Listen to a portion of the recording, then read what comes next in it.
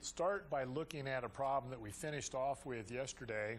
Happened to have been a robotic arm, and I'm going to go ahead and put that picture up here one more time. It was this particular problem, and we did get the correct answer for it, but I was a little sloppy with the free body diagram, which made it a little bit unclear. For you as far as where that gripping force, where those two components of gripping force are. So what I want to do is show you now on the screen up there the solution manual, free body diagram. And this is what I should have labeled when we drew the original free body with the weight of the object, which we did have, and the R unit vector and theta unit vectors. But we should have shown a gripping force components, orthogonal pair of components, FR and F theta. And that would make it clearer than when we calculated these values. We actually wrote our equations and ended up with a positive FR force pushing outward. And we ended up with an F theta force pushing upward to the left as the arm was in motion. And then they ask us to compare those two dynamic effects with the static condition. And in the static condition, you just set the components of acceleration equal to 0 to do the static calculation. And those would yield the FR force of this value and the F theta force of this one. Considerably different. Well, the FR force is not considerably different. But you do notice there's a significant, little more significant difference. Almost 40% or so difference between the two values here on theta. Okay, so I just wanted to clarify for you the care that needs to be taken when you draw a free body diagram.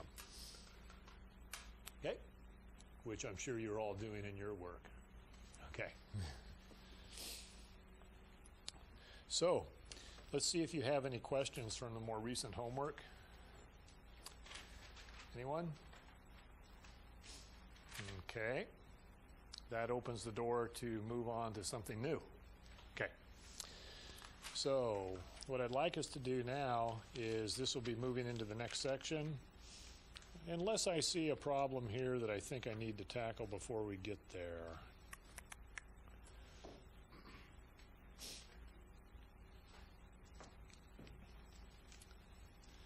No, I think we could go ahead and get started on work energy. Let's go ahead and do that.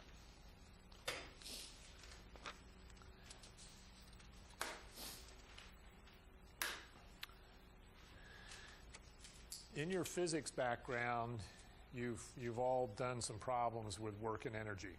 And most textbooks will have certain symbols that they will use for different items. In this case, we'll probably have a symbol different for the work that's done by to a particle or to an object, and we might have different symbolism for kinetic energy, different than what you've seen in a physics book.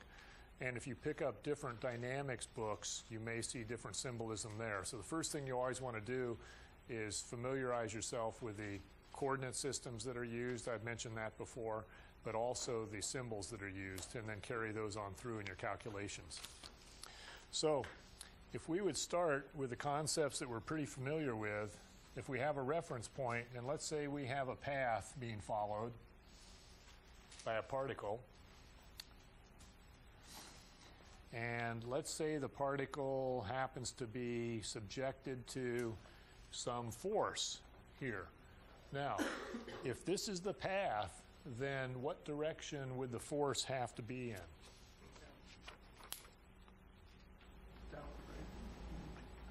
It's going to have some component, isn't it? Some component. If my marker here is the applied force pushing on the particle, it's going to have some component that is inward towards have a component, in other words, towards that center of curvature to cause the path to be shaped something like you see right here. So, if I applied a force in a direction, say, like this,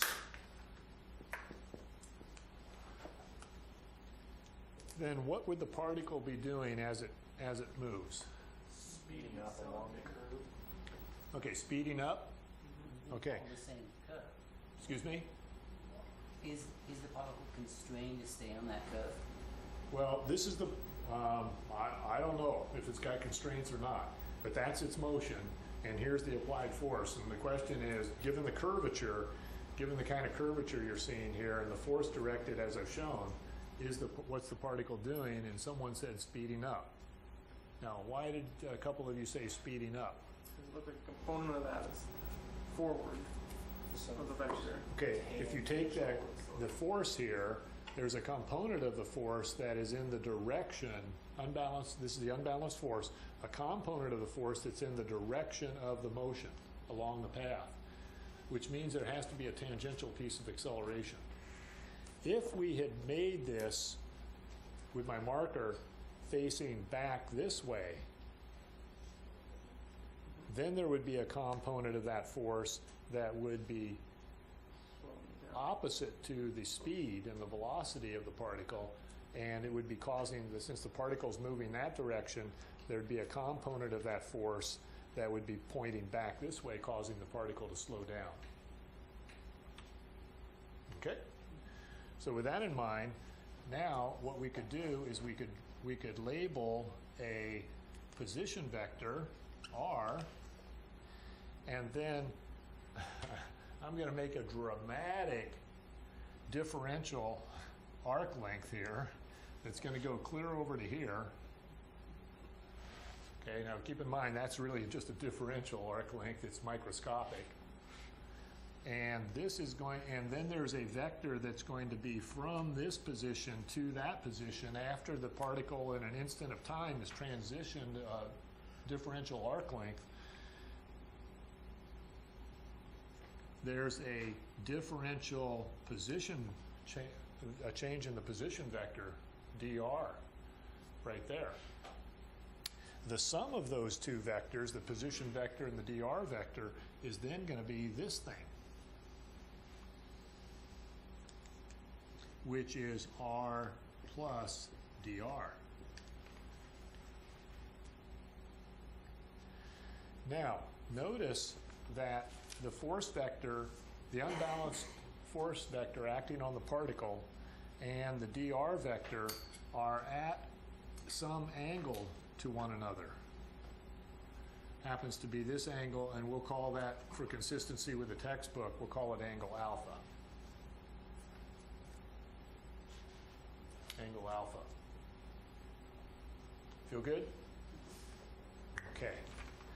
Now, we have two things that we could do here. I think what I'm going to do is, I had sort of my own way of developing this, and then I looked in the book the way that they've developed it, and I kind of want to parallel what's in the book since you folks use it as a reference. So let's slightly, somewhat parallel what they've done in the book. So if we now examine, let's examine this spot right here with the dr and the ds and the alpha. If we do that, if I enlarge this and call this the force vector, then, and also from that original picture you can see that there's a tangency to the path, and I'm going to go ahead and label that t hat that we're already familiar with. And since that tangency is, since that unit tangent vector is tangent to the path, then perpendicular to it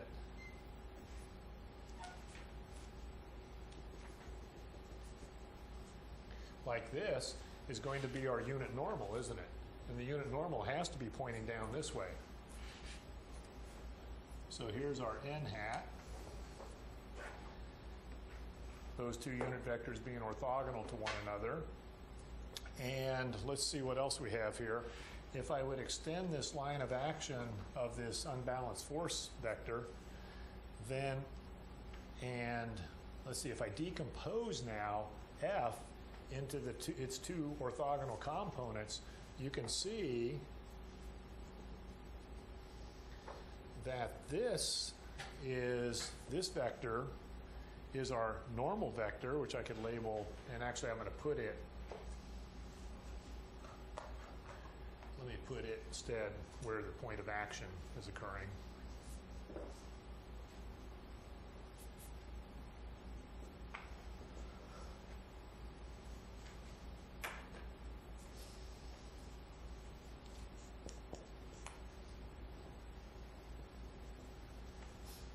That's pretty good. So here we have this normal component, and we have a tangential component that is right here.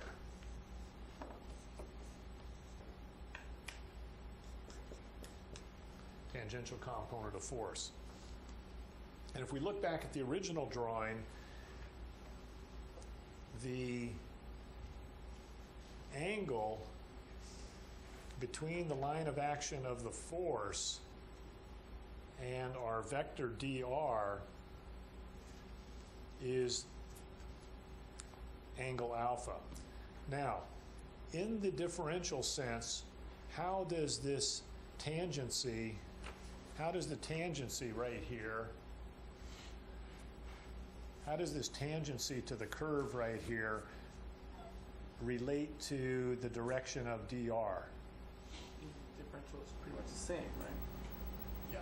If you look carefully here, if this is a differential length, in other words, this is really microscopic, then dr is really pointing in the same direction as this tangency, isn't it? In the differential sense. I just exaggerated this for the vector so you can see the vector components. So the reason I wanted to mention that is now if we come over to this picture, then this is really the direction that dr happens to be in. And so the angle alpha is sitting right here. Angle alpha is right there. And if we then take this ds, arc length, it's equal to the magnitude of that dr vector over there.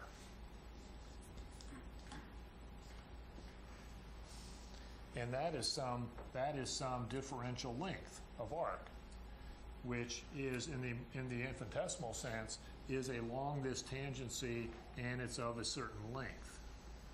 So for exaggerated purposes, let's say it's that long.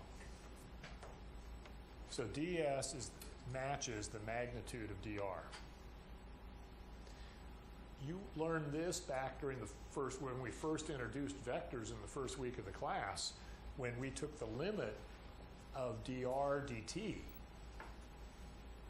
You know, we started with delta r vector divided by delta t, and we took the limit of that, and the magnitude of that was our speed.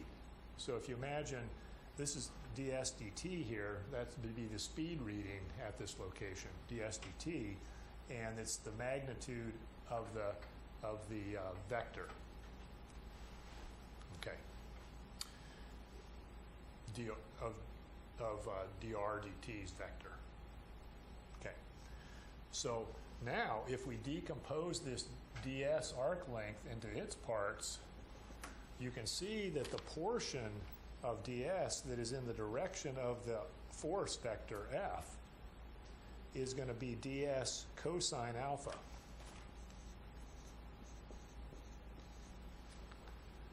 Right there. ds cosine alpha is this piece.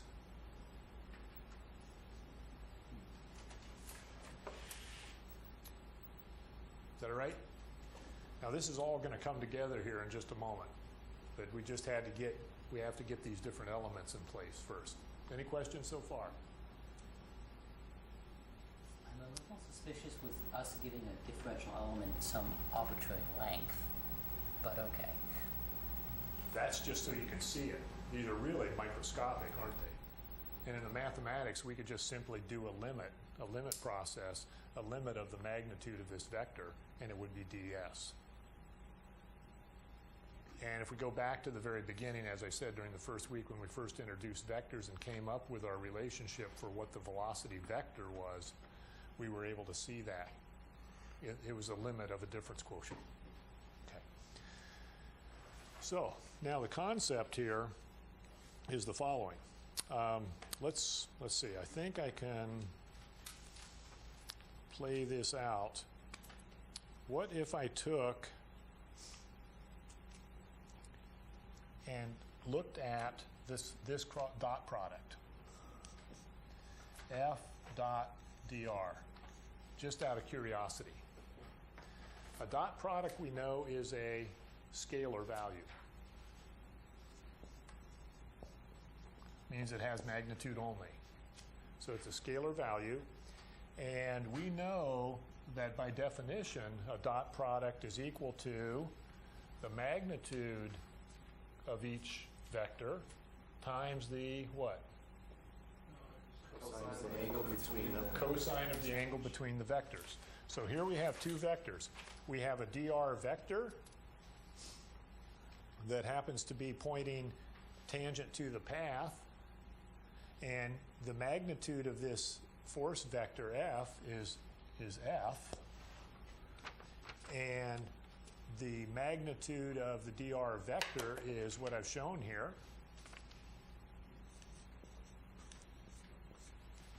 times the cosine of the angle between the two, which is angle alpha.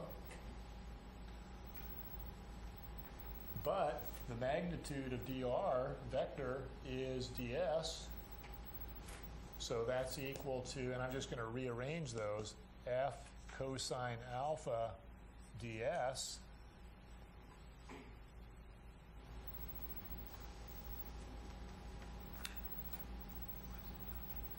Everything good? I don't understand why you're dotting the two vectors. Oh, I'm just doing some math, okay, for the fun of it. It's going to come together here in a second, okay? We're just forming a dot product of those two vectors out of curiosity, and, We know you're lying, but we'll believe you for now. okay? Kind of like a story, you know, you got your building up to the climax of the story and all that kind of stuff. So, okay. So now you look in here and also notice that alpha then is this angle over here. And so look at what this magnitude of F cosine alpha is.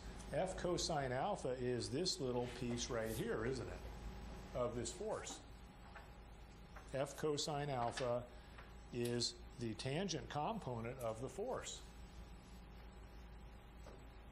F cosine alpha is the tangent component of the force. F cosine alpha is sitting right here, so this is the tangential component of the force times the differential arc length ds. That is F dot dr.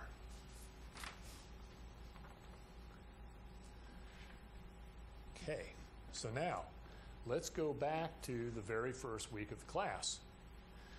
We're familiar with V dV equals A ds. And there's something particular about this A when we came up with this differential equation. Is this all of the vector A? That's just path acceleration. This is just with the blinders on, like I've been saying, like the horses on the buggies and stuff, wearing the blinders. They're only looking down the path. And so this thing right here is really only the tangential component. This is a scalar equation you see here. And this is only along the path, and we talked extensively about that. It's only looking along the path with the blinders on. So this is only the acceleration component along the path. So I think it would be useful to put a subscript, tangential component subscript on that, so you keep that in mind. Feel good so far? Okay. Now, we could multiply both sides of this by some scalar value, and why don't we multiply it by m, the mass? Since that particle's got some mass, and we're interested in its behavior along the path, subject to that force, so let's go ahead and throw in a scalar multiplier there, which happens to be the mass. And we're getting kind of excited now. Why don't we integrate this? Integrate this scalar equation. Okay. So let's look at what we have. Over on the left side, we could integrate from some position 1. There might be a speed that the particle has, v1, and it could change over a portion of the path to some new speed, v2. Over on the other side, we're integrating over the arc length. From position S1 to some other physical position along the path, S2. Well, look at what this expression is inside here. MAT is the tangential component of the force.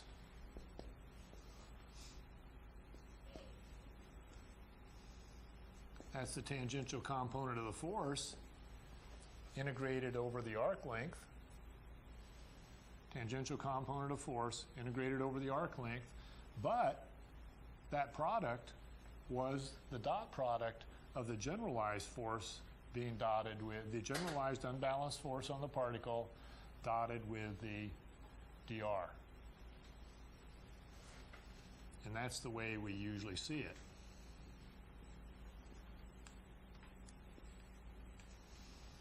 And we're just going to put a subscript. Instead of talking about moving now across the arc length, we'll just call this location 1 to location 2 on the path, and make sure you keep your vector symbols on that dot product, on the vector elements there.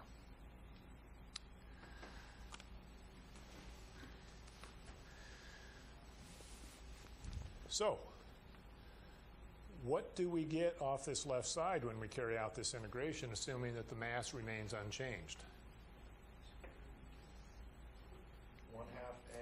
1/2 m v2 squared minus 1/2 m v1 squared, don't we? Isn't that the Okay. kinetic energy? Yep. Change in kinetic energy. And then that's equal to this thing, this strange looking thing over here. So what we end up with is 1/2 m v2 squared minus 1/2 m v1 squared equals this integral on the right.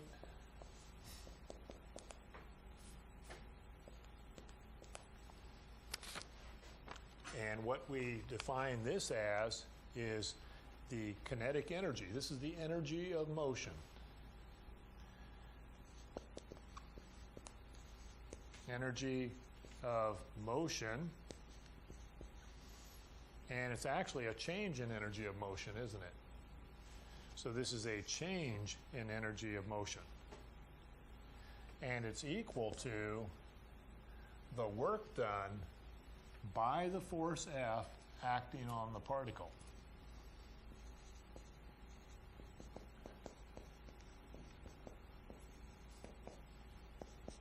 By the unbalanced force F, work done by the unbalanced force F acting on the particle.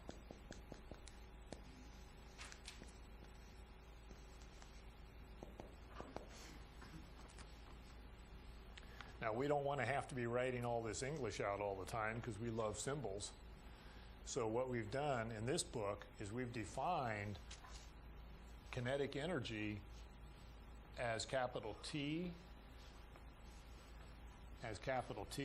and this is going to be at location 2 on the path, minus the kinetic energy at location 1, and we call this work done to the mass by the force equal to U. This is the work done as the particle moves under the action of force F from location 1 to location 2.